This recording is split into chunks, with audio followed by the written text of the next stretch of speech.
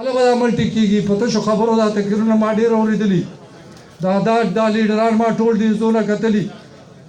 قسم درته خورم کدی یوم تاسو سره مینه که تاسو سره مینه وې نن ودا پاکستان داسې وو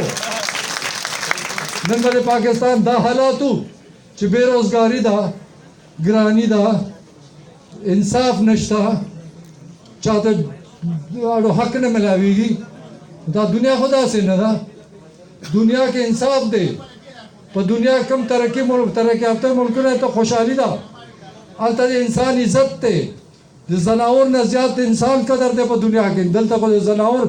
پرېږده چې انسان خو زناور نه بدتر جوړ شوی دی نو دا ملک چې دی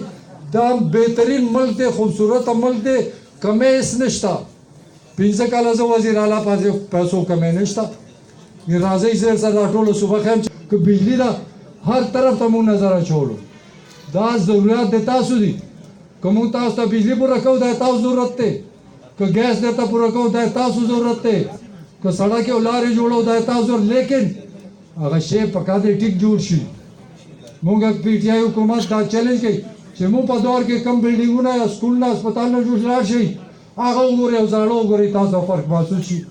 هغه سړکونه وګورئ هغه زاړه وګورئ دا نوي وګورئ فرق ورته محسوس شي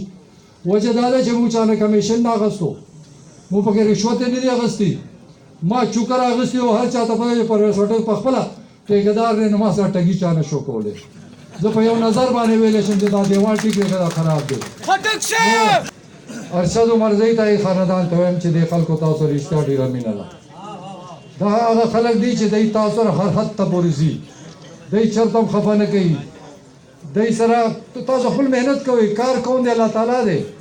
چا په قسمت کې به کاري چا قسمت کې به نه څه چې چا قسمت کې لیکلي لیکن تاسو یې د زړه ګټئ دوی سره مینه ورکوئ دوی ته عزت ورکوئ نور دا خلک چا نه غواړي دا بلکل غلطه ده چې عوام چې دی دا غواړي دا خلک عزت غواړي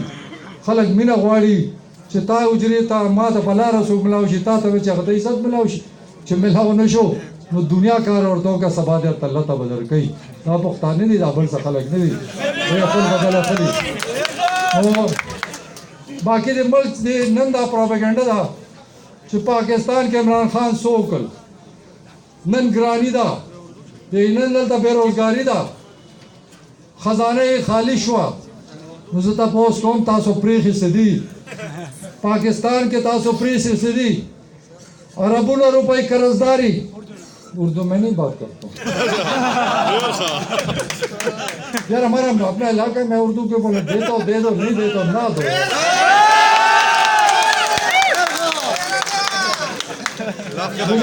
مجھے یہ شوق بھی نہیں ہے مطلب دا شوق تھا جیسے ٹی وی کے راشن دا شوق تھا چې دا خلک د ما واوري ما دا شوق دی تاسو خوشحالي دا مل خوشحالي مو ټول خوشحالي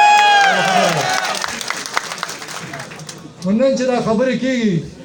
نو زه یې اتهام چې ټینګ شي لږ د عوامو اتهام چې دوی به تماشا ویني ځکه چې موږ قرضو کې ډوب یو هغې کې بهتري را روانه ده موږ که ډالرو کمی دی 20 اربه ډالرو ضرورت دی هغې نه بغیر دا ملک امپورټ ایکسپورټ نشي چلی دی چې آمدن دی کمی خرچه دی زیات دی دا عمل نشي چلی دی